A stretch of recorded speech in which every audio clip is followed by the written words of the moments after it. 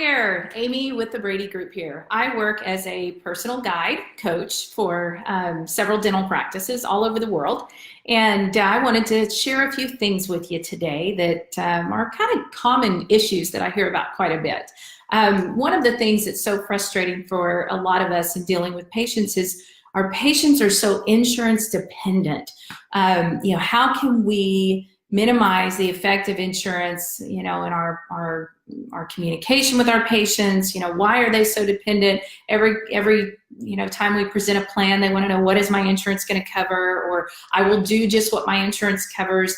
And they tend to be making a lot of their decisions based solely on insurance. Well, I want to kind of help you understand maybe 3 things you guys can do that will help minimize patients' dependence upon insurance. First of all, before I kind of go there, let me talk a little bit about why this is the way it is. Actually, we have trained our patients, all right? If you're like me and working in the dental office, the very first question that you would ask patients when they call on the phone is, do you have dental insurance? What dental insurance do you have? And that becomes the focus of the conversation, or really, that's the only thing we talk about in the very beginning. So how on earth are our patients not supposed to be dependent upon insurance or focus on insurance or talking about insurance?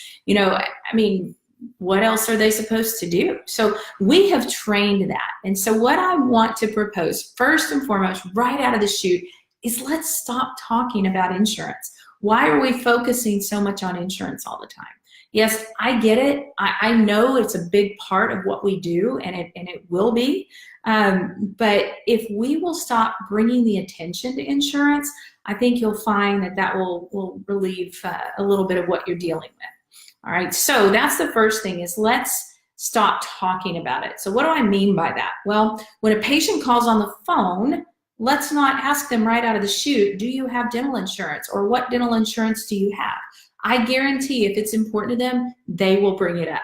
So let's let them bring it up, all right? Let's make the focus of the conversation more about getting to know them on a personal level. They may even call you and say, do you take my dental insurance?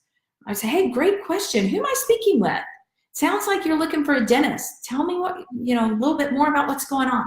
Not that we're going to avoid that question, but let's put it on the shelf for just a minute and not make it the focus of the conversation. Again, they're asking that question because we have trained them to. One of the things that I discovered as well is, just because somebody's asking, do you take insurance? Are you on my insurance? What is my insurance going to cover? Just because they're asking that question does not necessarily mean they're making all their decisions based on insurance. It's just a question. It's just a question to ask. Okay, they're just trying to figure out, how does this work? How does this fit in for me? So when we stop talking about insurance, it's not just on the phone. I want you to stop bringing up insurance in the clinical area. Doctors, stop saying, well, I think your insurance covers this, or let's find out what your insurance covers first, or stop doing that. Stop bringing the focus to insurance. It just doesn't make any sense. Okay. The other thing that I'd like for you to consider is maybe even taking it off of your paperwork, your new patient paperwork. Think about this for a minute. From a patient point of view, nothing irritates me more than going to the doctor and finding out, okay, they greet me with a clipboard. Here's a clipboard, and I need 2 things, and you can guess what they are: insurance card and ID. So I turn over my insurance card, and then I sit down with this clipboard, and on that paperwork, they're asking me to fill out my insurance information. I'm like, well, you guys just took it, so what am I supposed to do? I get pretty ornery in those situations, and I just put, you already have it. I'm not going to fill it out twice. I don't have it memorized, first of all.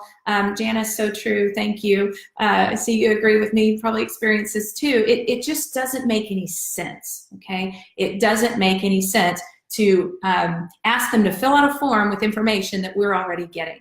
So why not just take it off your form? Okay, when they come in, and if they haven't brought up insurance to that point and you're a little nervous and you really want to say something, then just say, are we going to be helping you with any insurance today? Not a big deal. It's kind of an afterthought. It's kind of one of the last things, okay? But I guarantee you they're all over that already in most cases, okay? So leave it off your patient paperwork and just simply copy the card. Okay? I mean, they fill it out incorrectly most of the time anyway, so let's just save everybody a little bit of trouble. Also, in stopping talking about insurance, what if you were to leave it off of your treatment plan? Okay. I mean, it just is so crazy to me that we are committing for the insurance company, an entity that, you know, we are not connected with like the patient is. We're committing for the insurance company in writing what we think they're going to pay.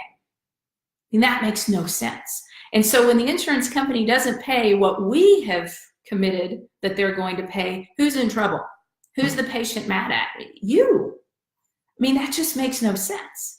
Now, I will tell you, in our coaching program, we help a lot of patients sort of get away from, or I'm sorry, not of patients, a lot of doctors, teams, a lot of practices, at some point, if they'd like, sort of wean off of accepting assignment of insurance. That's a process. It's not something you should run out and do this afternoon. It's not what I'm suggesting. But in doing that, it's quite interesting what happens, you know, and I'm not proposing that you do that by any means. We have a lot of practices we work with that do accept assignment. It can work both ways. But by putting in writing what we commit or think they're going to pay, that gets us in trouble. Plus, it brings the focus and attention to insurance in yet another way. So even in your new patient paperwork, hanging on your wall, look around your website. What do you have that might be bringing the attention unnecessarily to insurance? Okay, something to consider. Now, be aware of your language. Here's what I mean by that. We have bought into what dental insurance, well, first of all, what do you think of when you think of insurance? Okay, get in your patient's mind a little bit. How does medical insurance work? Okay, you have a copay, right? You pay a copay. There's really no maximum as far as we know. And gee, if insurance covers it, you must need it, right? So first thing that we want to kind of think about is why do we even use the word insurance? Because I think it is a misconception that patients have, and we're just feeding that misconception by calling it insurance. Let's substitute dental insurance for dental plan. Okay, so if a patient says, what will my insurance cover? Well, all dental plans are a little bit different. Are you familiar with any of the restrictions and limitations that, you know, the plan that your employer chosen might have? Or are you aware of any maximum allowable or anything like that that your plan might have? Okay, let's talk about a plan. It is not insurance. Okay, insurance is when my house burns down and my house insurance pays to rebuild a new one. All right. I heard a doctor in Kansas City that we worked with say this once. He said, dental insurance or dental plans are more like AAA. Okay, it's kind of if you get a flat tire, they'll pay to fix the flat, but they're not going to get you a new set of tires. All right, and so it's just a different mindset. And not that I want us to get involved in educating our patients about how insurance really works. That's not what this is about. But just in your everyday language and the things that you say, be aware of what you're saying. Even, you know, we have some folks that we've worked with to kind of help wean off of PPOs or minimize the number of PPOs that they work with in their practice. And again, I'm not advocating one way or another. It's just something that they wanted to do and recognize they could be more profitable without some. And as they do that, and they found themselves getting phone calls, are you on such and such insurance? Well, we're no longer a preferred provider. If you're not preferred, what are you? Again, that's another term, it's more lingo that the insurance companies have created for us to get sucked into. So let's stop using that lingo. Instead of preferred provider or in-network, oh, we're not in-network. You're not in-network? You're not in the know? I mean, what are you? Okay, so stop using that lingo. Even if you are, who knows, maybe a few years down the road, you might want to wean off of those things. And so it's just something to think about right now. What do you say instead? Patient says, are you in network with such and such insurance company? We work with a lot of different insurance companies. You won't find us on that restricted list you have, but it doesn't mean you can't be a patient here. We have a lot of patients with that same insurance, okay, with that same dental plan. See, I even do it. So just something to think about, all right? Last thing, don't badmouth insurance, okay? don't say, oh, you don't understand. Dental insurance is horrible. It's not going to pay for very much. They don't have your best interests at heart. You know, all those things. Okay, don't do that. The patient pays for that benefit. All right, their employer pays for that benefit. It's a benefit to them. And if we badmouth it, we're kind of, you know, it's kind of the patient and insurance company against us. That's not what it should be. All right, it should be you and the patient on this side of the table. You've got your emotional arm around them. Hey, we're going to help you out. We're here to do everything we can to maximize your plan. Make sure you don't waste any of that. And that's the great news. And the insurance companies across the table. So that's sort of the culture that we're trying to create. We're not bad-mouthing the insurance company. That's not going to do you any good. So instead, when patients say things like, hey, how much is my insurance going to cover? If it's a large plan, you know, they're going to max out. You know they are. Let's just simplify it and just cut to the chase. And you might ask them, do you know what your maximum allowable is each year on your plan? Even if you know the answer, darn it, give the patient the opportunity to have some ownership for this thing. So even if you know, I would ask them, do you know what your maximum allowable is? They may have an idea. I think it's like $1,000 or something. Hey, that's great news. That's $1,000 you don't have to worry about. It's kind of like a dental rebate. That's fantastic. Let's figure out how we can help you with the rest. All right. So again, let's focus on what we can do for the patient. You know, don't badmouth insurance. Don't get caught up in, you know, educating them about how horrible it is. Now, I do think it's okay if a patient, even in spite of all your efforts to not bring insurance into the equation, I do still think it's fine when a patient still seems so dead set focused on insurance for you to say, you know what, it sounds like insurance is a big determining factor in whether or not you have the treatment that you've chosen. Help me understand a little bit. Okay. The other thing I want us to realize is insurance is only a money objection. We treat it like it's this weird animal, a big purple elephant in the room. It's not. Insurance is just a money objection. They're just trying to figure out the money.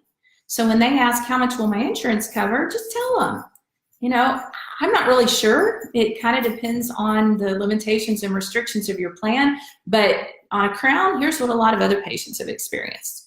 Might cover anywhere from nothing, maybe up to 40, 50%, you know, it just kind of depends. How can we make it easy for you financially? Okay, shift back to the money part. How can we make it easy for you to do this from a finance standpoint? Okay. All right, I hope that helped you. Again, I know this is a hot topic. I know it's frustrating. I know we deal with this so many times a day.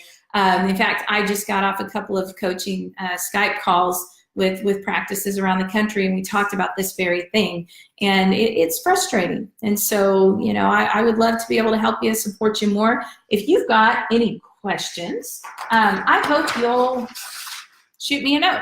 This is my cell number, 214-926-5236. Feel free to text me. I'd love to hear from you if you've got specific questions. You can also email me, amy@bradygroupllc.com. I want to also tell you about a couple of fun events, and I'll put the links in our comments here in a few minutes. But we have a wonderful, fun team training event coming up in Phoenix, November 28th through 30th.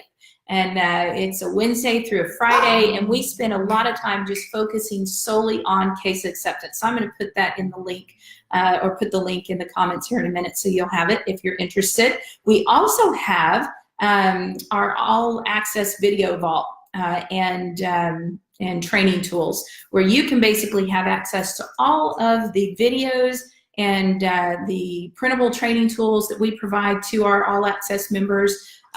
You can have access to that, and we're running a half-price special right now, and so I will put the link in there as well. Thanks so much for tuning in, and we will see you next time.